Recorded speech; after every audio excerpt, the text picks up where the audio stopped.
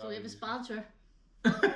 We have a pseudo sponsor, one that's not really it's not a paid sponsorship, but we've talked about my aunt before, who's an artist, so it's not like we haven't talked about it. But yeah, so she's done charcoal painting, she's done every type of art you can think of, and now she does kind of cards on Etsy. So she sent us a bunch of cards to show you guys. We'll put her link in the description if those of you, or for those of you that want like Christmas cards in bulk. And they're very unique. Yeah, I always look for unique cards. They always get. We have a lot here, but a lot of them get printed. We chose a few that we really like. This one's an old one, like an old version. I'll put the longer ones. And she had such I like that. A lot of people interested in this one with a cat. She has a lot of pet stuff now. A lot of animal items, yes. But we are pushing her to do ones with puppies because puppies sell. We like the puppies. And she said she would. So she's very talented, and she has a studio at her home. Yeah, that they built. It's a beautiful studio. Yes. And we should turn one around, so if anyone's interested. Oh, that one doesn't Yeah, have we'll site. put the... You guys can't see it from there, it? so we'll Okay. put the link in the description. But yeah, they're very well done cards. Yes, each one's named. You can buy them individually, a box set, but you can get one in a box, or she put an assortment together for my mother. Yeah, it's nice. So the one that we have, we're just using the one that's going to my grandmother down south. So yeah, they all look really good. And there are other Christmas styles too. We just chose a few that we really like. There's literally a whole pack over there of just different ones. But yeah, I don't know much about the whole card business, so I couldn't say much. But it sounds like Etsy's the place to go for designer cards. Yes, you're not gonna get a lot of people use them. You can go to Hallmark, get the stupid expensive ones, or you can get these in bulk, which are very well priced and then tons of room. You never want something that doesn't have like a lot of room. Yeah, she keeps it very simple. Yeah, but you're always looking for something unique because people buy the same cards, and you get the same cards from 20 people send you the exact same card that they get from Hallmark or wherever, like you said. Yeah. So sometimes it's nice to send something unique, which I like to do that from time to time. Yeah. And it does have quite the style to it. So we'll leave those there for this one, especially now that Thanksgiving's over and Christmas. And today marks... the first day of Lent. No. So close. First day of... Close. Not Lent. Lent is when you give things up. Yeah, no, I'm sorry, not Lent. First day of, oh my God. Well, first day of Kwanzaa. No, first day of, it'll come to me. This way people need to go to church. Wait, hey, I don't know why this is... You've lost your way. No, I know this. I just can't think of the word. Advent. Yes. Jeez. You even took Latin. Adventus. Ad. Yeah, how would you like to tell everyone how I did in Latin, Ma? You did wonderfully well freshman year. Specifics. Don't ask me about sophomore year. Yeah, that's sophomore a different year story. Different teacher, didn't go well. Yeah, well. So freshman year was too easy on you. That's the problem. What are you doing there? You squeaking the... Yeah, I was shaking my leg. What are we doing? Are we running a podcast here, or are we running a freaking sound shop? Sorry.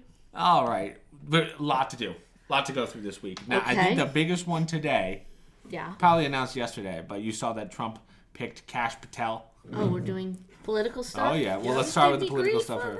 All right, well, yes. Kash Patel, because this is a big one. Kash Patel, we love Kash Patel. This guy he's like the king of due diligence. That's the way I like to call him. He's a guy that is so he's going to be the lead FBI director. Yeah. Now, for those of you know Kash Patel a lot better than I do, but like he's one of those guys where he's not really left or right. He definitely leans more towards one side because of a lot of like, I guess, cases that he's not solved but followed. He's like, yeah, the Republicans are in the right on this one.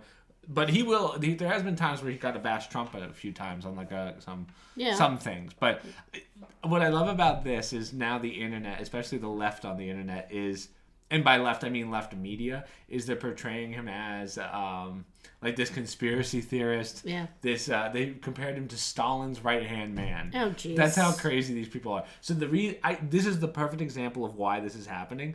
This guy is so good at what he does that they are genuinely scared of this guy being the FBI director. He's gonna go through everyone with a fine comb, right, left, everyone. So that's why I've always been a fan of him. I don't know that much about him. I just kind of know the general overview of who he is. But he was I know part of the Trump's first administrations in the security area, the national security area. I forget which position. He's going to take over Christopher Wray's spot. And Chip Roy sent out a great X posting this past weekend to Christopher Wray, basically saying, "Hey, don't leave town. You're gonna be called back lots of times." He does not like Chris Wray at all, and is Chip Roy, that is, and many others are firmly convinced that January 6th was an FBI operation, and it was that's part of that conspiracy theory that everyone says. Because there's no proof, but there is proof. It's just never come out. Like, Kash Patel is not the guy to argue proof with. He's an attorney. No, he's an attorney, and he's done his due diligence with a lot of things. What really gets them crazy is, and this has needed to be done for a long time. He made comments maybe a couple years ago. They're reposting it now, basically saying, "Well, if I would ever take over the FBI, get it out of D.C. Send them all out into the field. Why are there 7,000 employees in Washington, D.C.? Washington, D.C., yeah. Send them out in the field. We don't need that building. We don't need the geography building. Just get them out." And none of the D.C. people like that because they don't want to leave their bubble. They've got a beautiful neighborhood, beautiful homes, great schools. They don't want to go to Oklahoma or some, they're snobs. They don't want to live in some central part of America, which... Why do I need basically an investigative force isolated in one place? They should be out in the field. I mean, you have field offices for the FBI, but 7,000 employees. Talk about bloat there in Where's D.C. the Pentagon? That's D.C. as well. Pentagon's, is that Virginia? It's like right outside of D.C. area, the Pentagon. I was going to say, because I have to believe that a lot of those agents are in the Pentagon as well. Well, they have their own building. And remember, they just got approved for a multi-billion-dollar facility. Really? Remember you remember talking about that? But they were talking about their debt. Oh, that's right. Because so the FBI wanted a new facility, and the House of Representatives approved that. Sorry, I forgot we have insider information. Which is mind-blowing that they allowed that with all the shit that's been going on with the FBI, and they approved it. So now they were looking for a new facility, and now hopefully somebody puts a hold on that because a lot of these organizations, that's part of that bloat, that blob, they're all planted in Washington, D.C., and they don't need to be there. Right. Would you say Kash Patel's a great pick for this? Because I can't imagine him in any other spot. I think he's... I don't have a problem with him in that spot. I think you're right. He's a lawyer. He looks at the facts. He's going to prosecute things as he sees them. And liberals are going to explode they're Nazi generals or whatever because there is just so much stuff to prosecute. Yeah. And we know that there's a lot of things that have yet to be answered. Like, for instance, he mentions Ray Epps from January 6th. Was on the FBI's most wanted list one day, next day he was off of it. And he was, the only thing that happens is if you're an informant. If you die or you become an informant. Right. So he was most likely an informant on J6, going around making trouble.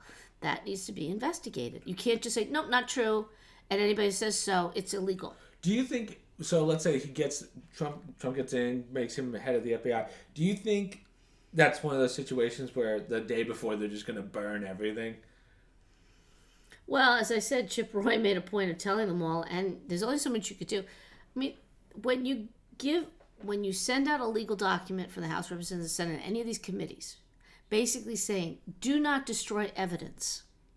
And then they go and destroy evidence, whatever group, because we've had a pattern of this. Right. Is there no teeth? What's the point of sending the letter if people are just going to destroy evidence and nothing happens to them? I would too. Why not? If there's no legal recourse, why not do it? So if you make a point of telling people don't destroy evidence and they go and do it, how many times American people want to hear, oh, gee, we lost the information just for the 2 hours that you're looking for. The amount of times that happens too, it's like, oh, we couldn't find this. That's why I think we talked about it last week, but like the Gates stuff, I think that was a moment where the FBI realized like, oh, we can't. There's too much information out there, and we got to kind of reel it in because now we're getting caught in our own lies. Like when Gates, when they're like, no, there's no Hunter Biden laptop, laptop whatsoever. And then Gates pulls out the flash drive with the laptop basically on all the information on it, which, again, maybe he was bluffing, but even then, the FBI lied. They straight up lied. So... all these things are conspiracies. It's so easy to say. That's the buzzword nowadays. If you don't like what you're hearing, it's a conspiracy theory. That's their way of shutting down any investigation. Everything is technically a conspiracy until you see the evidence, right? John F. Kennedy was shot. That's a conspiracy. Oh, no, there's evidence. We've seen him. He was shot. Right. The reasons why. That's the argument. Right. So it's very easy to shut it down by saying conspiracy theory. Well, the Cuban Missile Crisis was really what started conspiracy theories. Like in the sense of them being true. Like that was the first one where people were like, "Oh, we were right," and the government was trying to hide it. Well, the Cuban Missile Crisis, we knew about it. The American people knew about it because they knew Kennedy was in discussions with Brezhnev or Khrushchev at the time. But they weren't supposed to be, and they were told, "Oh, and they there's moved no the talk." ship off the coast, and who blinks first, kind of thing. But and again, any operation, Washington crossing the Delaware, that's a conspiracy theory. He never did it. Well, we know he did it because his soldiers wrote about it. There were eyewitnesses, and there was a battle, and the Hessians were. So it's just a way of shutting things down to say it never happened. But that doesn't fly anymore, and now Americans are getting sick of it. Just as an aside, I didn't pull the article. We have spent $500 million in taxpayer money prosecuting. Still today, they're looking for people from January 6th. Yeah. Well, I think when Trump was on Joe Rogan and he was talking about opening the files for JFK, Joe asked Trump, like, why don't you do it? And Trump says, well, there's a lot of people involved. There's a lot of agents. And it's like, oh, okay, so then there was a conspiracy. It wasn't just some guy that shot. Mm-hmm. It wasn't just Lee Harvey Oswald that shot. Like, there's so much more to it. Right. So like, everyone who's like, oh, that's a conspiracy, it doesn't work. It's like, okay, well, that doesn't fly anymore. So for decades, individuals who questioned what went on were called nut jobs and crazy. Yeah. And wearing the tinfoil hats. Just like they're doing now to people who question what happened on January 6th. Right. I think if you learn nothing else from the podcast, question everything in your government. Trump, everybody, question it. Don't just take it on face value. If there's evidence there, look at it. And likewise, now you're going to start seeing a lot of evidence from the COVID days and whatnot start to come out through Robert Kennedy Jr. and his information and what he's going to expose to people. Look at it. Question the source. We have to do that. If we learn nothing else from COVID, we have to do that. I was thinking this the other day. I feel like this is the first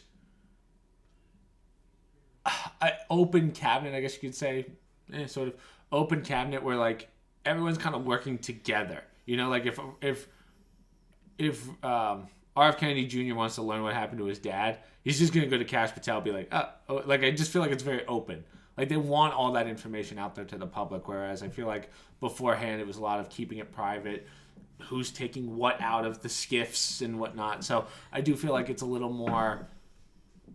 I feel like the cabinet that's going in is realizing that you can't hide evidence and facts and stuff easily anymore. So why do it? Let's just get it all out there. But could be wrong.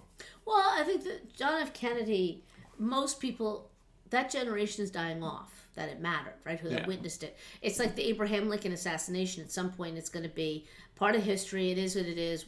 Who knows if John Wilkes Booth acted alone, kind of thing. Same thing's going to happen with John F. Kennedy. You have them remaining, like Trump, that's kind of his childhood. Obviously, Robert Kennedy, it affected him personally.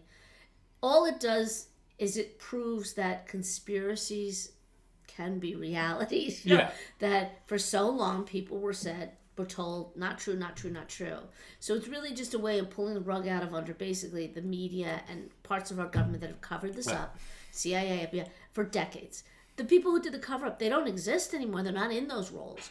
But that goes back to that, the biggest conspiracy of the deep state. That there's a whole other form of government that's controlling everything. Has its own courts, its own rules, its own laws, its own tax funding base.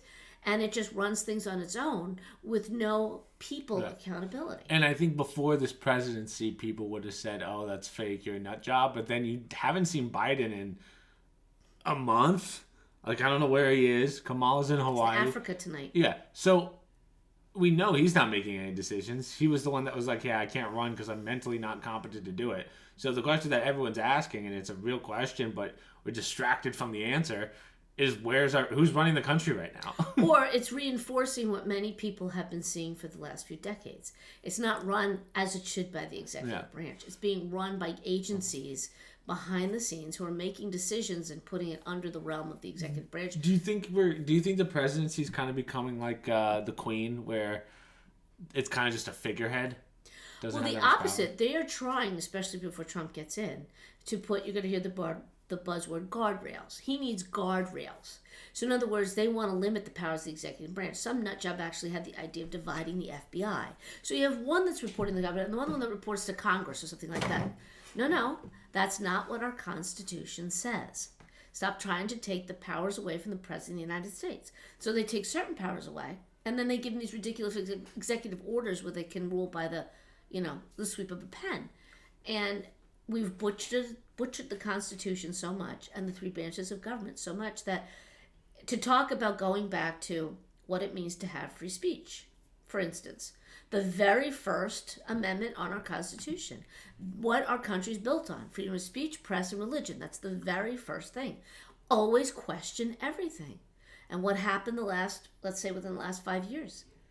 Only certain people can question things. Others were deplatformed, thrown in jail, like the January 6 people. Oh, no, they weren't. They were thrown in because they were insurrectionists. Really? When they were invited into a building by a police officer with a walkie-talkie who said, come on in, they're insurrectionists? So that's what I'm saying. You have to question things. That's our right as citizens. Everybody has the right. If you start deciding who does, then you wind up with conspiracy theories to shut those people down. I think the hardest part about J6 is, to this day, no one knows or has seen the actual tweet that President Trump has said. He has his version. I've seen multiple versions. This goes back to what I said. Twitter deleted all of his stuff, so the information is not there anymore. Mm-hmm. Luckily, it was on Twitter and not on like a FBI. Or I shouldn't say luckily. It's just that if it was on like an FBI file, which I'm sure it is, but it's been altered so many times, we would know. But with Twitter, they took it down, and it's like, oh, how do I put this? I'm trying to put this in the words. Basically, I'm not surprised that Twitter took it down, but at the time it was owned by Jack Dorsey and this lady that Rogan interviewed that was clearly a nut job.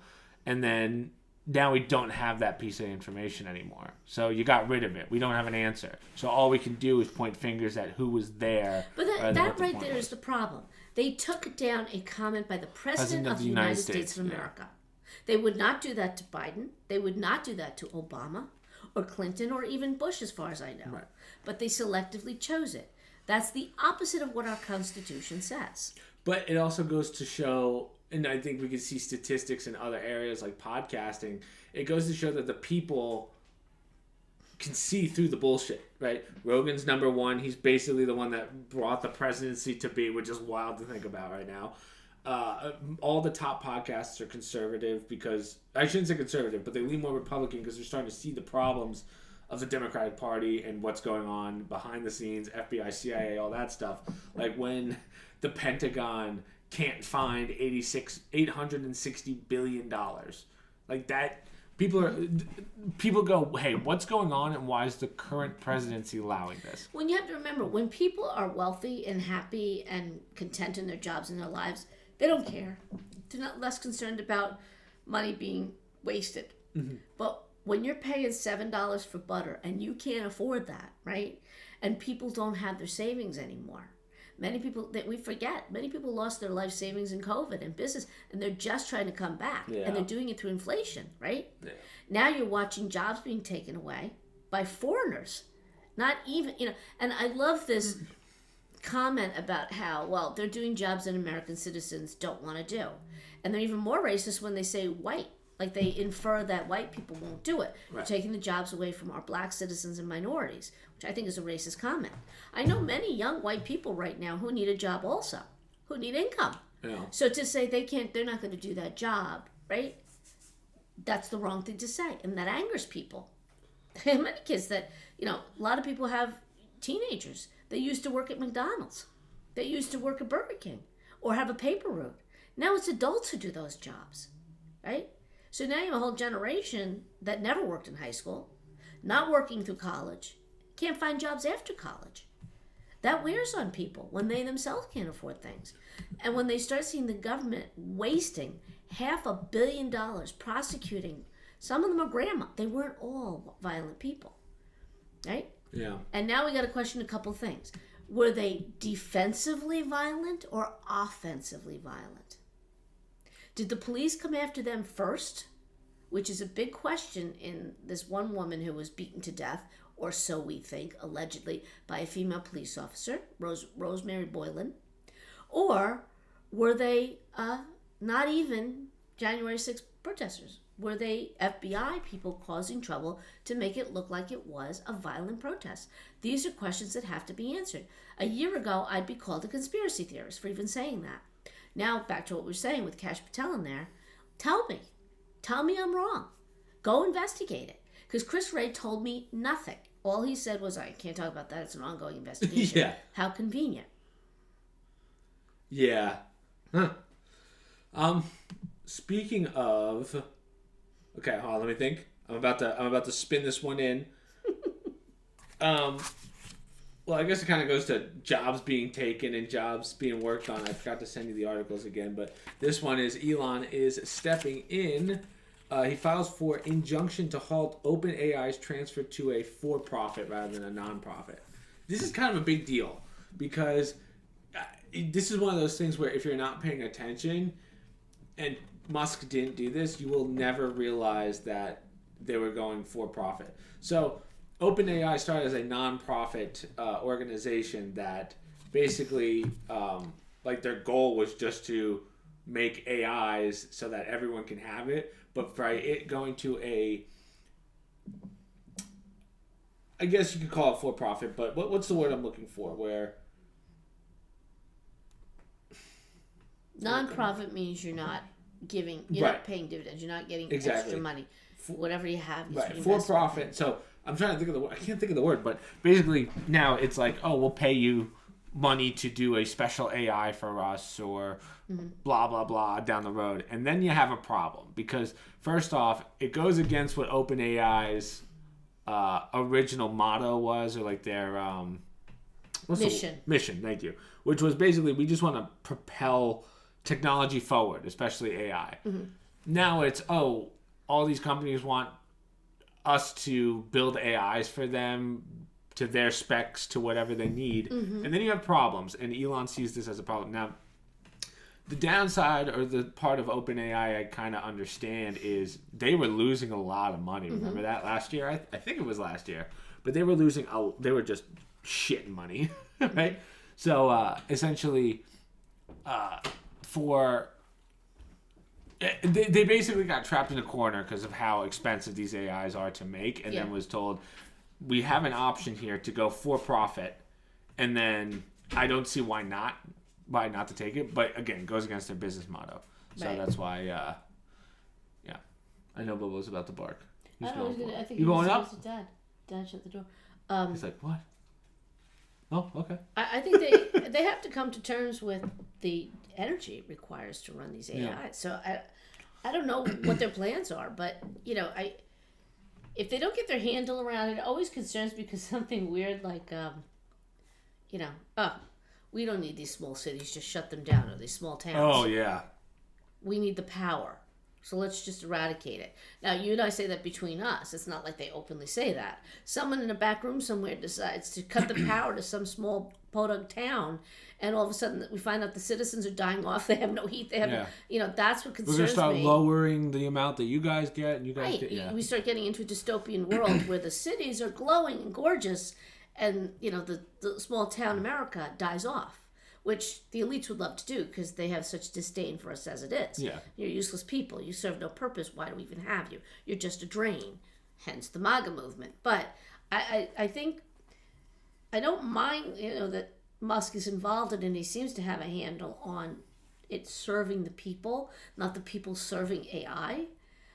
I just don't know for profit. I mean, profit is a scary concept. It's tough, though, because I get where they're coming from, in the sense of they're a massive company that is doing one of the most important jobs right now, most costly job too, arguably, making it and all that.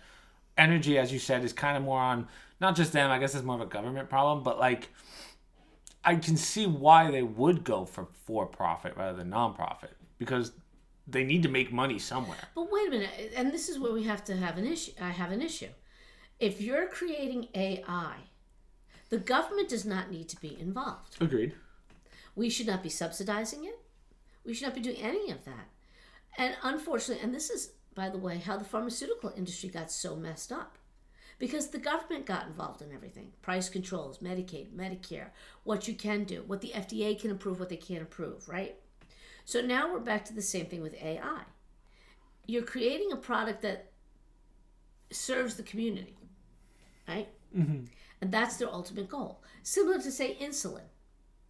Well, should insulin be a for-profit drug? Should they make money off of helping somebody?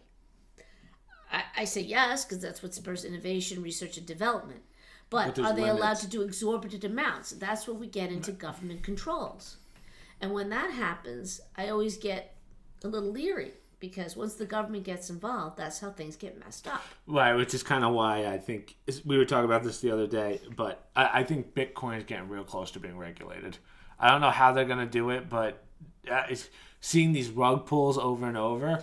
But wait a minute, Bitcoin's a little bit different. Yeah, well, I mean, Bitcoin cryptocurrencies. Currency, but it's different. They're trying to make AI seem like it's to enhance the human experience, like a drug. I guess that's fair. Like medicine, like whatnot.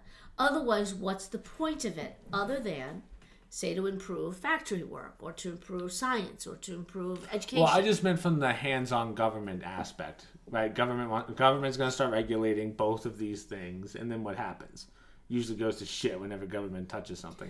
Well, I guess as of right now, there's no need for government to be involved in AI other than to control where they go with it in terms of, total, I can't think of it, the Arnold Schwarzenegger film, Terminator.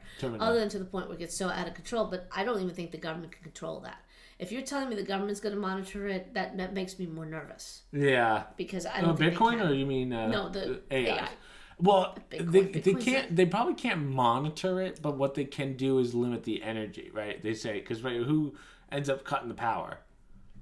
The electrical companies, who are pretty much owned by the government. No, not necessarily. That's what I'm saying. If you are an independent, for-profit company, you can negotiate with AI, OpenAI, all the companies as to where they get their power resource. Mm-hmm.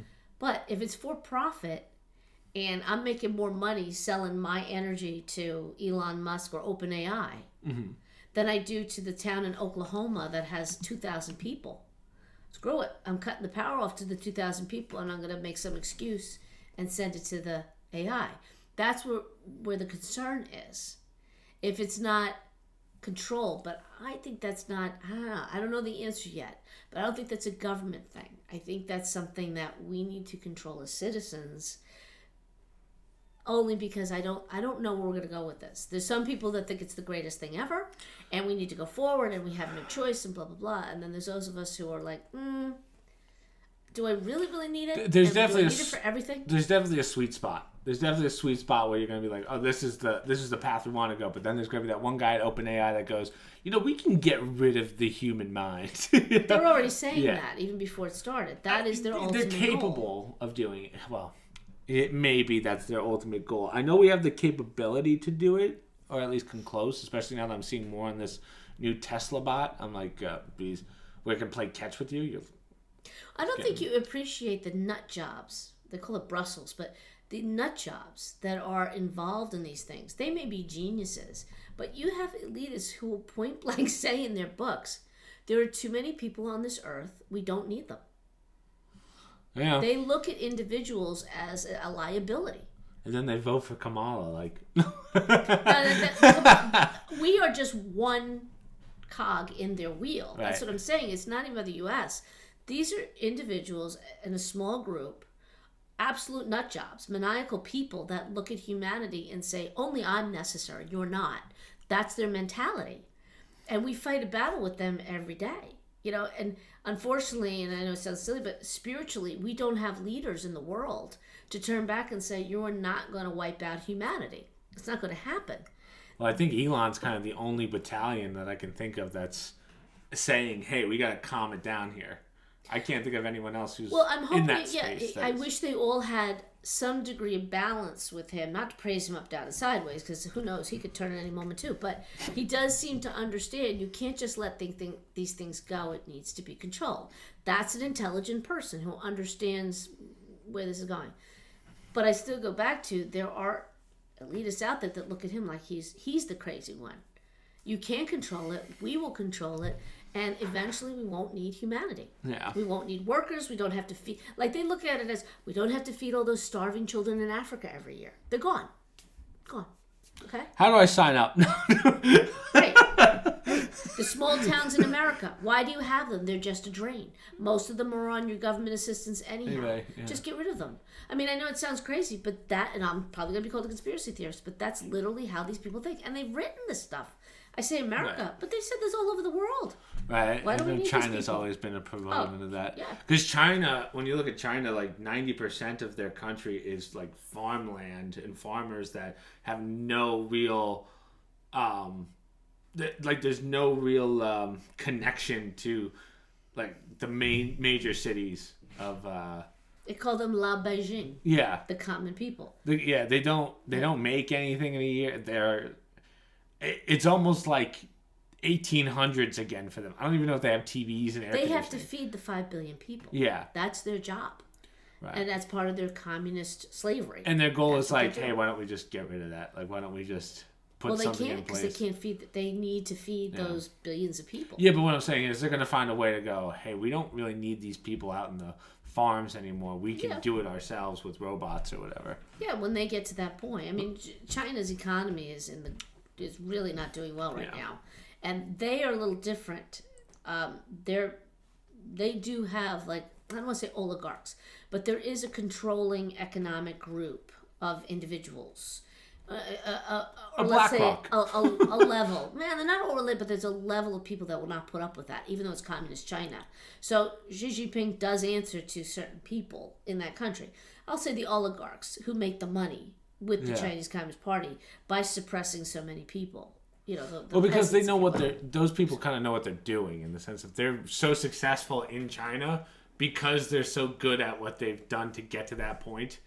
So I would not be surprised if the president, Xi Jinping, goes to them for certain questions when he needs it. Well, I'm going to equate them to the southern plantation owners, okay, who justified that we're special, we're great, we need to keep our economic way of life. But the only reason why they were special and so great at what they did is because they had free, cheap labor, the slaves. You know, so they had a sense of importance. And once the slaves were gone, their economy fell. So over in China, you have the same thing. You got the Lao Beijing, you got the masses that do the grunt work as slaves, basically, to their party. They're assigned that job. That's communism. You do collective good. That's their job. And they support the elites in the cities. And then you have this one group of people that, like when the real estate was tanking over there, Xi Jinping was doing something, he heard about it from the people because that's where they had their money saved. Right. And all they're that group that is allowed to live in the cities and have money and, you know, that sense of, oh, we have importance. They were feeling the pain for a while there. So there is a controlling mechanism in there with the CCP. It's just, it's a Chinese, you know, they have their Very strange how that works. Yeah. Because I remember when a lot of those buildings that they were in process of building but didn't get funded, apparently we funded them. Like we pick up the funding. So I was very confused by how that worked. But well, they buy a lot of our debt, or they were for a while there. yeah, That's the another reason why debt works very strange when it comes to money of that size. It's not like the normal debt that I always think of. So when I hear debt, I think of, oh, someone's in debt. But then there's buying debt, leveraging debt, and I go, oh, you know, too many numbers. Well, but that's probably our biggest issue in this country. Right. Of all the crap we got going on. And people don't understand it enough, and our politicians realize that. That's why they use it to their advantage. But every citizen, even those who, you know, made it through high school or maybe even go through high school, I don't know. You have to understand how crushing the debt is to our economy. We live in a different world than we did back in, you know, the Reagan years, where we could build our way out of it, GDP our way out of it, produce our way out of it. We can't do that anymore. And people aren't understanding that. You add to the AI, the stresses of AI, the infrastructure we have in place that goes back since even the FDR years and the Lyndon B. Johnson, where the government pays for stuff. Government doesn't have money, people. We say this every time. They get their money two ways. They tax the people or they print it. When they print it, you have inflation. It's not worth as much. When they tax the people, you don't have money. I wonder, how do you, okay, stupid question, potentially. No stupid questions. How do you actually create electricity? Like, what is it? Right? Well, that comes out of nowhere. Well, the reason I'm thinking about it is, like, I'm thinking of the AI stuff, right? And I think at some point, you're going to have all the countries come together and make one super country, probably like in Antarctica or something, where they already have that weird NATO agreement where all the countries came together. Yeah. Look that one up for those of you that are like, what's he talking about? That's a conspiracy in itself. Yeah. But if you can put some kind of electricity system in Antarctica, which is massive, and power this AI that would help everyone all over the world, I think it's going to get to that. But I was just wondering, like, how do you actually... Well, there is a coal component to electricity. That's the joke of it. For all these people with the carbon and whatnot, to keep these power plants going, you need good old-fashioned fossil fuels to run them and generate electricity. I wonder if now they're going to start talking about, and I've never really looked into this, but Nikola Tesla, before he was strangely dead, he came up with the ability to use the Earth's rotation to create electricity. And then all those again, conspiracy, I'm a nut job, all those documents got erased. So they knew he could do it, and apparently he showed that he could do it, and then someone raided his house, like FBI back then or whatever, raided his house, burned all the documents, and now we don't know how to do it. But I would think that someone secretly right now in the elite of the elites knows how to do it or has figured it out. Well, that's how you'd power one of those things. Usually, things happen in government or anywhere for money or power. And I don't mean electrical power. The FBI going out and doing something, they don't serve a purpose in and of themselves, the individual. They're doing it because somebody is directing them to do it, and whoever's directing them to doing it is doing it for a reason. And if it's not for the greater good of the country, it's probably, you always go back to corporate America, or like we say now, the elites that run this country, right? It was Silicon Valley.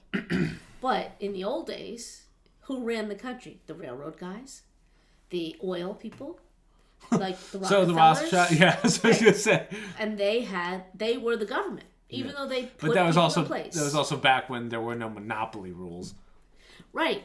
But still today, right? As somebody always says, Green New Deal's not going to work. If there was a way to use the sun to power things, Mobil would have done it a long time ago. Exxon would have done it a long time ago. But if they can't make money on it, that's the argument of why they got rid of it. That's not the priority. That's why they got rid of Nikolai, because if he was able to make some form of electricity that from the Earth's rotation, all the electrical companies would have gone out of business. Or they would have had to figure out a way where they can profit from that. But if it's, like using the heat of the sun, you can't charge for the sun. So if they couldn't monetize it, then it wasn't something that was going to be, that they wanted to squash down. Same thing today. Why do you have insurrections? What's the problem? Well, that's why they say that Donald Trump and his policies and the MAGA movement is a threat to elites, to these companies and what their intentions are, because it goes against the needs of American people. Yeah. What do we want to go with next? I mean, I guess we could talk about this one since we're already talking about failing governments. Joe Rogan jokes Democrats are scrambling to recreate his success post-election. Yeah, he did a good flip in the course of this talking about the Trump psyops. I have not watched Rogan in quite some time right now. Yeah, I've only seen a couple clips about it, and this one's a different one. He had Mark Andreessen on, and they were talking about that is basically, the Democrats want a Joe Rogan of their own, right? A platform where they get good luck that much of the attention. What did Trump get? 51 million viewers when Rogan. More than that. Okay. Well, because it's been passed around on Twitter and everything else. Okay, sorry about that, guys. We left off. Little malfunction there because where the fuck is my producer? He's at the Y. Yeah, is he? Great. He's working out at the Y. Great. So we were just talking to the Democrats are looking for their Joe Rogan. Right. Now, the problem is, I don't think that person even exists. Well, who's it going to be? Destiny? Nope, not manly enough. Hassan Piker? Nope, definitely not. He's too socialist. Well, we talked about this last time. The rise of the Joe Rogans and the Andrew Tates. Well, hold on, real fast. You also have to remember, Joe Rogan was a Democrat. Well, that's he started as a Democrat. Yeah. That's, first of all, so many young people were drawn to him, especially young men, looking for an audience where the misogynistic kickboxer fighting comedians, guys who said what they wanted to say, right? Yeah. Drew young men to it because there's nothing on regular media for them. All they get is you're bad, you're evil, misogynism's bad, women are wonderful. So it's been a progress when the Democrats, the irony is, they have pushed people to Joe Rogan. And then once people were on there, Joe Rogan was, as you said, he was more democratic with his policies and the way he felt, which makes it doubly bad for them when he turns around and says, I didn't leave the Democratic Party. The Democratic Party left me, just like RFK said. They've gone so far off the rail, I can't even associate. I can't relate to them anymore. Yeah. And he talks about the psyops that the mainstream media put people through over Donald Trump. And it's a neat little blip. I'll find it and send it to you. But he pretty much outlines, all these individuals. Oh, you know what he did? He put a clip on a Hillary Clinton in 2014, I think it was, who was far more MAGA about her comments with immigration. They have to wait in line. They have to be deported, right? Right. They have to learn English, she said. Ooh. Okay? And I forget what her other comments was, because it's just not fair to the minorities and whatnot. Okay. So he put that clip up there to say, this was the Democrat. This was her saying this. Trump says it now, and they all go crazy. That's your psyops. Right. Psychological ops to convince people he's bad. Yeah, what's also weird is, like, in order to... Oh, he's going up. Let's see if he goes somewhere. Oh, let's see what he does. Well, he's going to have the door open. I was just saying, when you look at all the top podcasts that are somewhat political, the top 20 are all conservative leaning, at least. So, you not only do you have to have someone who even comes close to Joe Rogan... Like, people don't realize Joe Rogan's podcast is so much bigger than the number 2.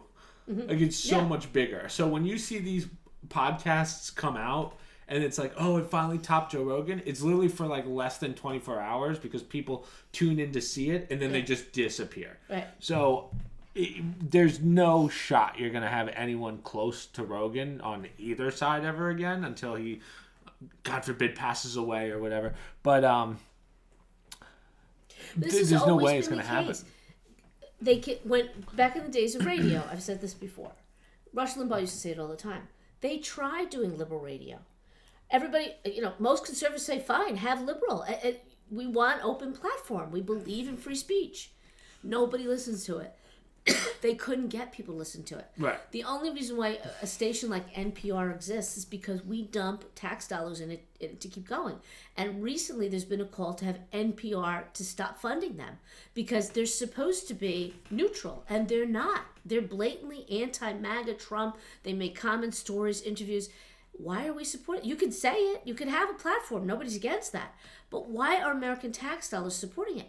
Nobody's giving Joe Rogan tax dollars for his website or his platform. Right. Why are we giving it to it? Because nobody wants to listen long-term to liberal radio.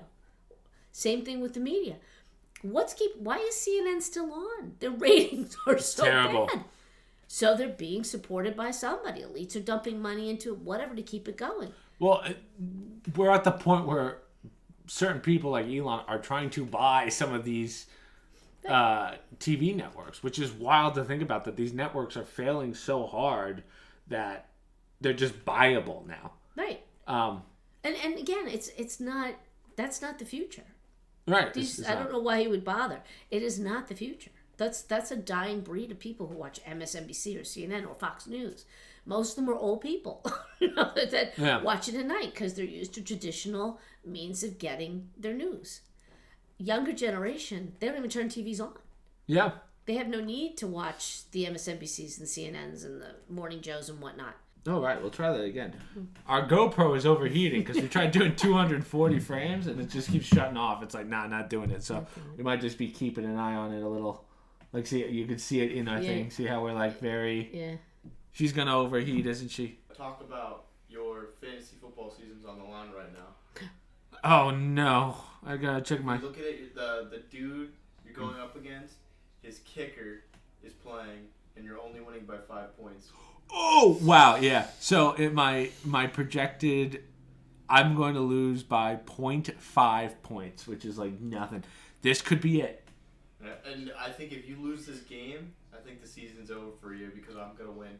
But he's been doing so well all along. I know. All How of a do you sudden, just drop by one game? I don't know. I just It's a need. 14 playoff, and it's me. Oh, you're at the playoffs right now? So I just need So Garrett. this is the second to last week. Oh. Wow. Hey, you want to explain to me how my tight end had 0 points? He played the whole game. It wasn't like he was injured. Really? Yeah. He's just that He bad? had 3 targets. So he just, Wow. He may have just lost you the whole season. What's his name? I'm going to send him a nasty DM on You Instagram. can look. No, I'm kidding. All Pitts.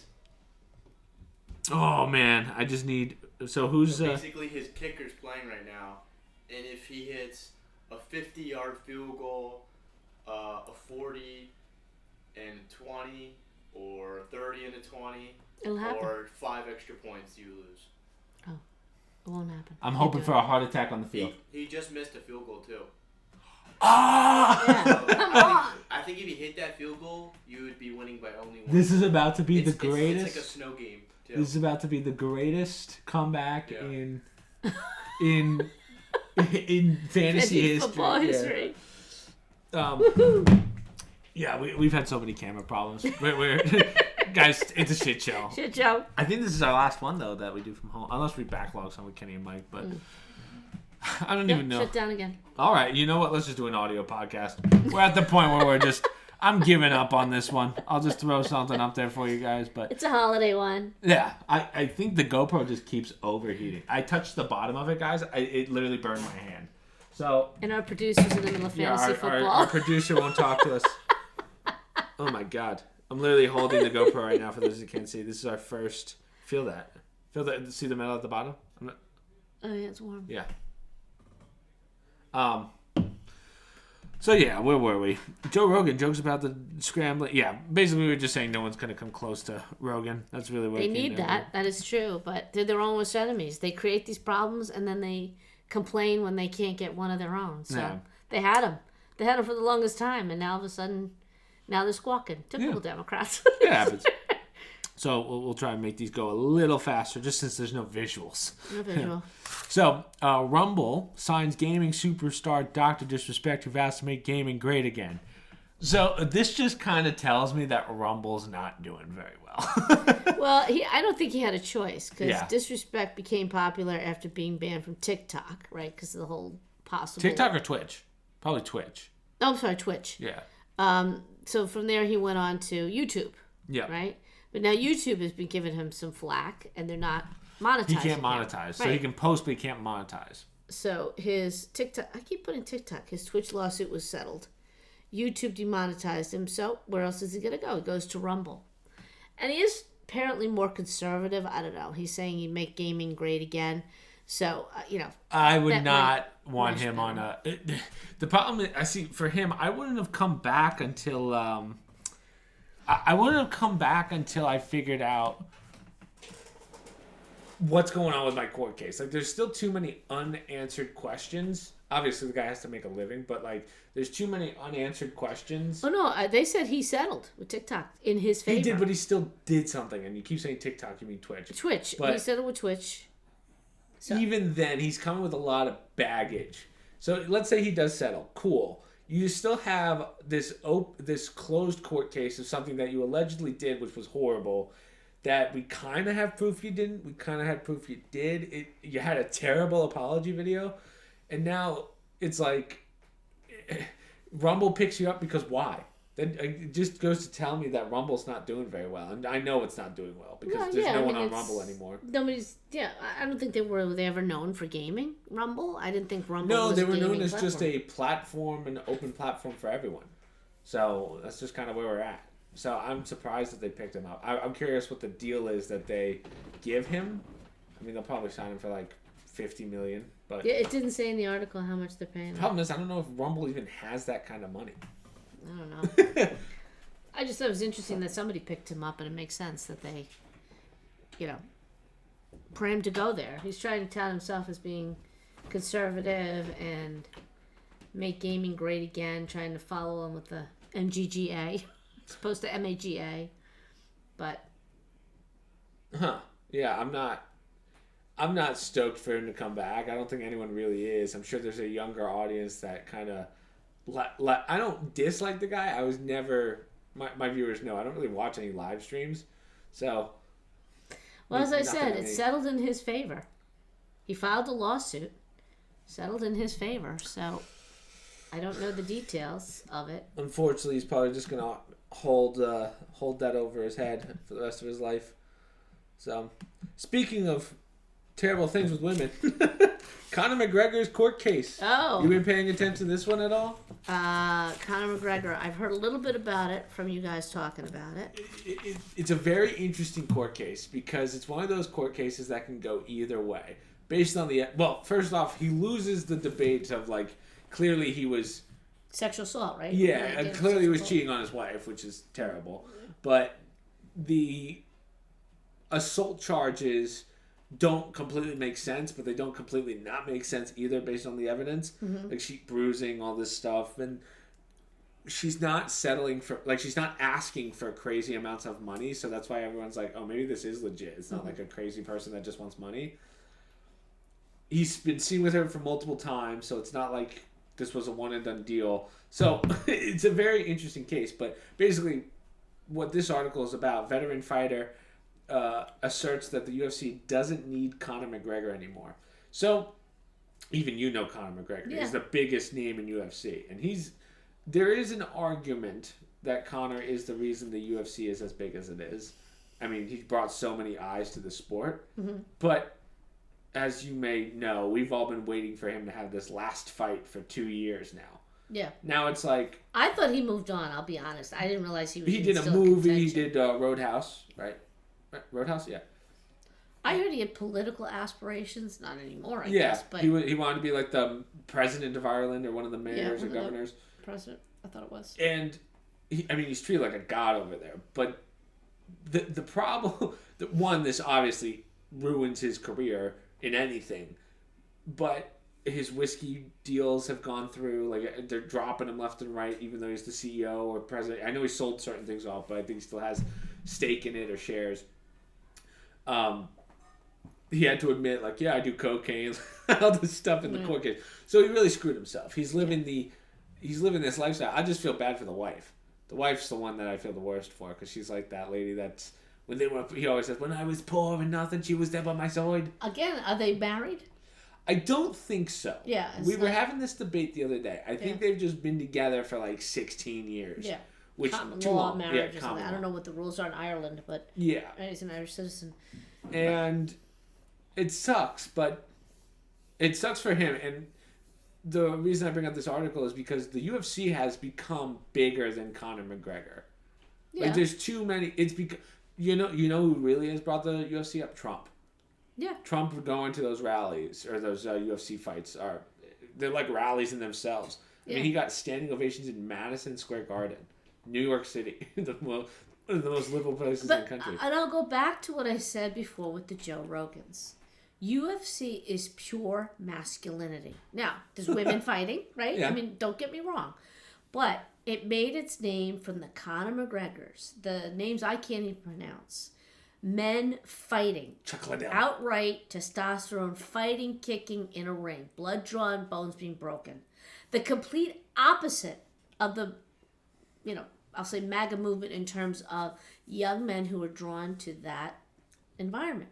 Because they're being told every day, this is bad, this is wrong. Misogyny's wrong, this is not good, right? The Andrew Tates of the world, these are bad guys. They hate women. Why did it become popular? The very liberal group that tries to stop these things push a huge chunk of the population, Ireland, whatever. They gravitate toward it because that was the only outlet you guys had, right? Right. And now, because, they've tried to get everybody in football to bend a knee, right? Or to wear certain shirts and tell these big hulking men how they have to act and how they have to talk and what they're allowed to say and not say for millions of dollars. Then UFC comes along because very popular. Why? Because it's never about the person, Chris. The person comes in and feeds a need, like Donald Trump. Donald Trump didn't create MAGA. MAGA created Donald Trump. Like, he wants to take, and he's allowed to take credit for things. I'm not denying I don't like how you that. say MAGA. It's MAGA, whatever. Jeez. But that mentality, the people were looking for a leader, and he identified it. The Conor McGregors of the world, they brought people to something that they really wanted and needed. He found a market. I'm not saying intentionally that was his thing to be a UFC fighter, but when it got popular, they're not stupid people. They knew they had an audience, right? Yeah. It was like the WWE when you kids were little. People were looking for that, especially young men, young boys. Yeah. They wanted that. They needed that market. There it is. It used to be sports, but they've watered down sports so much nowadays that, I laugh because you say his career's over. How many NFL players have had rape charges? Look at Kobe Bryant, right? He had rape charges against him. I don't know about drugs, but they'll do drugs. You got some real derelict individuals. Yeah. And they're still playing, and they make tens of millions of dollars in contracts.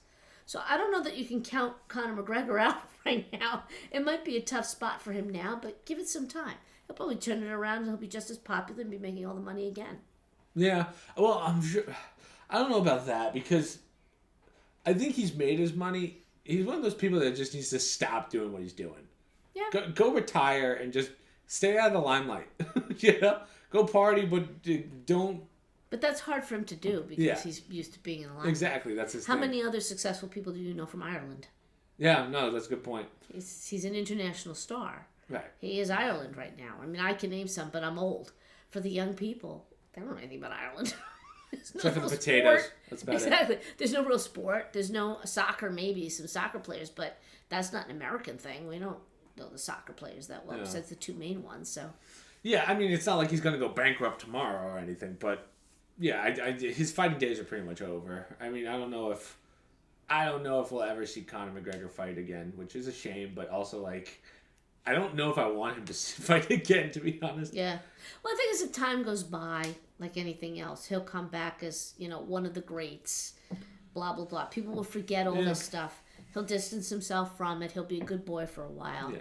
And then he'll come back in a few years and, everyone will forget all the bad well, stuff. Conor, what's interesting about Conor and why he's so interesting as an athlete or like a sports star is he was never an amazing fighter. He had his moments, but he wasn't anything like so unbelievable. It's not like he was undefeated or anything. It's just his voice, the personality. Right. So that's why people gravitated to that sport. They're like, who the hell is this crazy guy? Right. So that helped the sport a lot. I mean, he got to the point where he was doing boxing against Floyd Mayweather for like $100 million, which no one had ever seen before. And he was unabashed. I mean, he said what was on his mind. Yeah. No matter how misogynistic it was. Again, that's what people were craving. And somebody wanted that audience. Everyone knows the real trash talker was Chael Sonnen. That guy was the king of trash talk. Okay. You gotta love Chael. He's the one. He would rhyme everything. I've showed you Chael Sonnen. Right. But well, all those individuals. Like I said, for some reason, Conor McGregor stands out in my mind because I've heard his name enough. I don't know all the other ones. When the average person hears UFC, they think Conor McGregor. Yeah, that's one of the first names. But now that it's a big enough sport, it would be like me hearing baseball and saying Jackie Robinson. Right. Sort of. Right. Like that's or Derek Jeter, more realistic. Right. Like Derek Jeter doesn't even play anymore, so he's still a big name, but he's not a up-to-date player. Right. He was big during his time, Hall of Famer, all that stuff. But yeah, it's we'll see where you'll see. I mean, most of these stars that have their bad patches, they go away for a little while, or they'll do something else, like you suggest he does, and then out of the blue, they'll bring him back out, and people will forget. Yeah, people will forget. We got two more. We'll make them quick. A Bitcoin millionaire hid $2 million in treasure chests. Yeah. It's the ultimate. Yeah. It's the ultimate scavenger hunt. Here's how to find them. Yeah. So he hid 5 treasure chests across the U.S. worth combined about $2 million. His name is John Collins Black. He was a Bitcoin guy, multimillionaire. He hid them all over the country, and apparently you have to buy his book. There's treasure inside. Each chapter gives you clues as to where each item could be. And apparently it is doable. He's run it through computer checks. There's nothing dangerous. You don't have to deep sea dive. You don't have to do anything like that. But as a kid, he loved puzzles. He loved those kind of games. So he decided that's what he wanted to do. And part of the fun was he went out and used his money and he bought unusual items at auction. Like one of the things is a Jackie O pin that's in the article. Oh, really? So that's one of the items. Pokemon cards that are very valuable. He got those at auction, and he put these things in different cases. Oh. They're very simple looking, and I was just intrigued by like what type of clues you have to look through, what the book would have to kind of figure out what it's about. I like how it says he even decided to keep the treasure location secret from his wife. Yes, he didn't want to tell anybody because he didn't want it coming out, and he wanted it to be like legit. I don't even know if he told a lot of people, like his publishers or anybody. So he, you have to trust that it's out there, that they're. I don't know if the book says, if nobody finds him by a certain date, he'll give out the locations, because that's just cruel to make people guess forever. And we'll see. Maybe over time we'll find out, hey, one of the treasure chests was found. There's actually an app that does this. So there's a company, I forget what the company's called, but it's a phone app, and if you're near one, it's called Geocache, I believe. Oh. They're all over the world. You've probably walked by them and you've never even noticed them, but they're secret locations, and they'll have little things inside of them, like a trinket or something. I don't think there's money or anything. It's funny. Years ago when I was I in school or working after college in New York City? And somebody said to me out of the blue, oh yeah, I pick up the cards. I go, what cards are you talking about? So there would be playing cards that somebody would leave all over New York City. Like deck of cards. Really? Never noticed them. My whole time there, never, because there's so much garbage in the streets and stuff, and you're walking so quickly you never see it. Until somebody said that to me, that there's somebody who leaves them and people collect them. Then all of a sudden I started noticing them on the ground. So it's amazing when you don't know to look for something. I'll show you the geotags later. The geotags, it's actually pretty cool how deep those go. Well, I'm wondering if AI could discover it, if you pump in the book to AI. Oh, that would be cheating. Yeah. I didn't factor that in. Last one. The sales of Bibles are booming. Yep. I was telling Mom the other day, the modern day Bible got outsold by the One Piece manga. Well, you said that, but the sales are booming. They because of worries about the economy, the wars in the world, and the election uncertainties. Sales are up 22% in the U.S. this October, compared to 1% up for total sales of old books, which is not much. Yeah, Christmas season of Advent starts, so I thought that was interesting. How it's mostly younger people too, which I thought was interesting too, like Gen X. It's about I always time. get my Gen Zs and Xers wrong, but the younger generation, they're looking for something. We said that, right? I want the one bound in goat skin. $825. $832, mommy. That's what I want for Christmas. Yeah, there you go. But it was good to see. Whether people but yet a huge portion of young people do not identify the stat in there as being religious, like attached to any sort of formal religion. Yeah, I don't know. Yeah, I think people just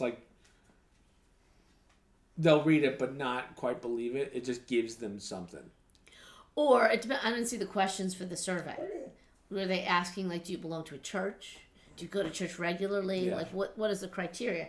Just because people don't go to church doesn't mean they're not spiritual or religious, but they'll use that as an example of being part of a religion. So I don't know that it's.